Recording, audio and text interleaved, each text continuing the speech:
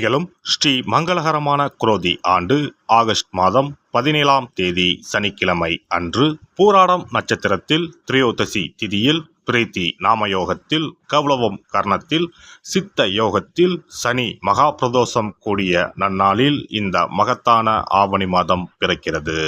ஆவணி மாத கிரக நிலைகளை பார்க்கும்போது ரிஷப ராசியில் குரு பகவானும் செவ்வாய் பகவானும், கடக ராசியில் புதன் பகவானும், சிம்ம ராசியில் சூரிய பகவானும் சுக்கிர பகவானும் உள்ளனர். கன்னி ராசியில் கேது பகவானின் சஞ்சாரம் உள்ளது.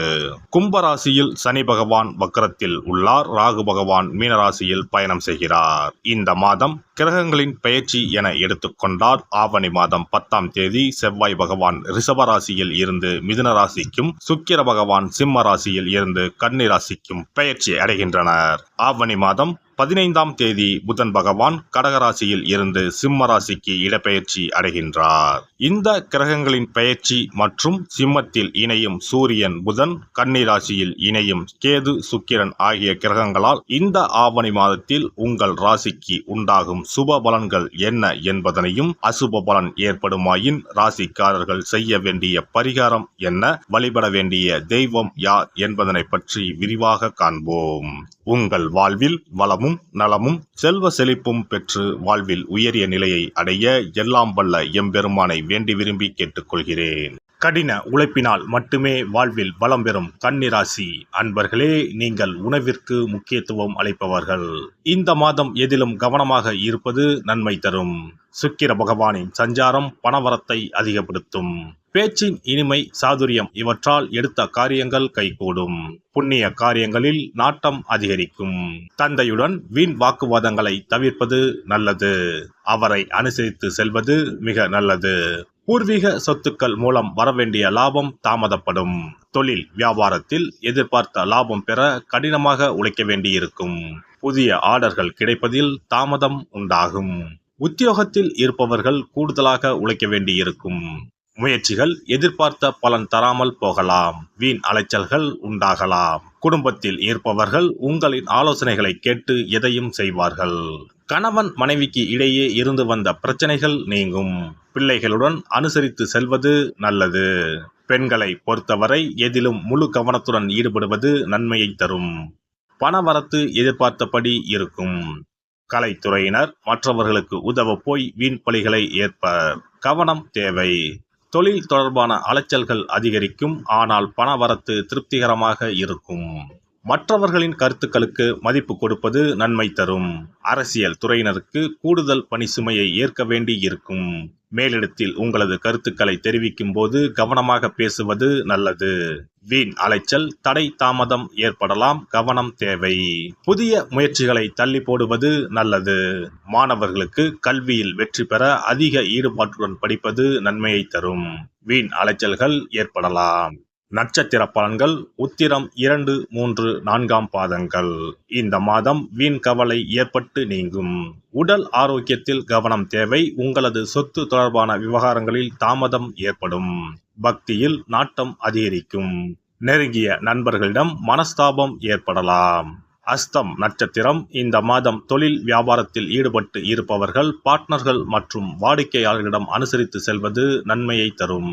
உத்தியோகத்தில் இருப்பவர்கள் வேலைப்பளு ஏற்பட்டாலும் எப்படியாவது செய்து முடித்து விடுவீர்கள்.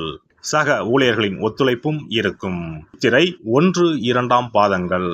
இந்த மாதம் குடும்பத்தில் இருப்பவர்களுடன் ஏதாவது ஒரு வகையில் வாக்குவாதம் உண்டாகும். கணவன் மனைவிக்கு இடையே சிறு சிறு மனஸ்தாபம் உண்டாகும். சகோதரர்களிடம் கருத்து வேற்றுமை ஏற்படலாம். வெளியூர் பயணங்கள் செல்ல வேண்டி இருக்கும். புதன் கிழமையில் அருகில் இருக்கும் காவல் தெய்வத்தை வணங்க மனதில் இருந்த குழப்பம் நீங்கி நிம்மதி உண்டாகும். கடன் பிரச்சனைகள் தீரும். சிறப்பு பரிகாரம். சொந்த வீடு அமைவதற்கு ஆன்மீக பரிகாரம். சொந்த வீடு கனவு நிறைவேற வேண்டும் என்பதற்காக எத்தனையோ கோவிலுக்கு சென்று எத்தனையோ பூஜை வழிபாடு என செய்தும் ஒன்றும் நடக்கவில்லை என்பவர்கள் வீட்டிலேயே இந்த எளிய பரிகாரத்தை செய்து வந்தால் நல்ல பலன் கிடைக்கும்.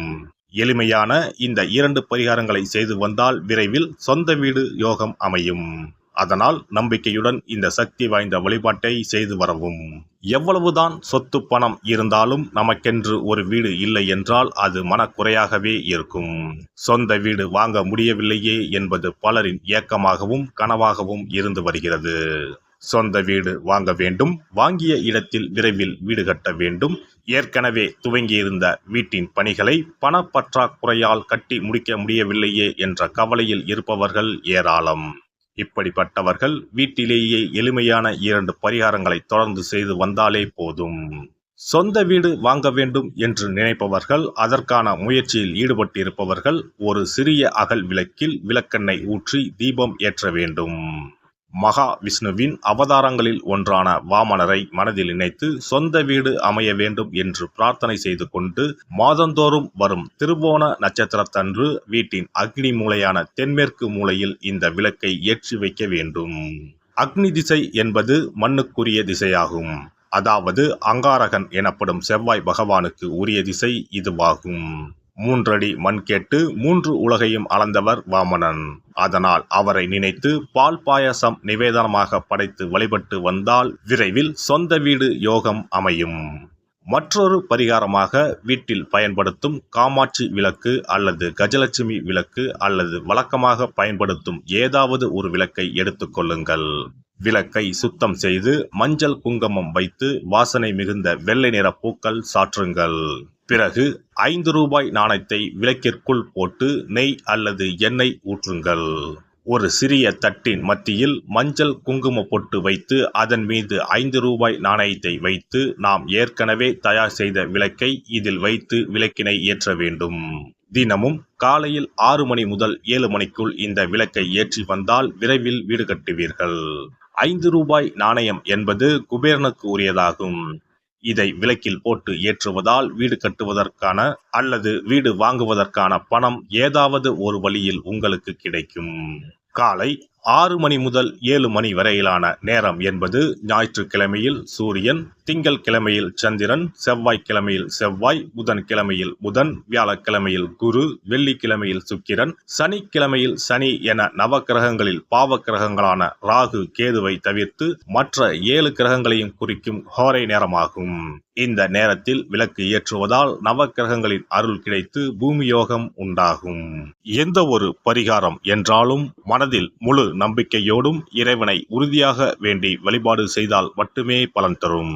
எளிமையான இந்த பரிகாரத்தை தொடர்ந்து செய்து பயன்பெறுங்கள். எல்லாம் வல்ல இறையருளால் நீங்களும் உங்கள் அன்பு குடும்பமும் உடல் நலம், நீலாயுள், நிறை செல்வம், உயர் புகழ், மெய்ஞானம் ஓங்கி வாழ்க வளமுடன்.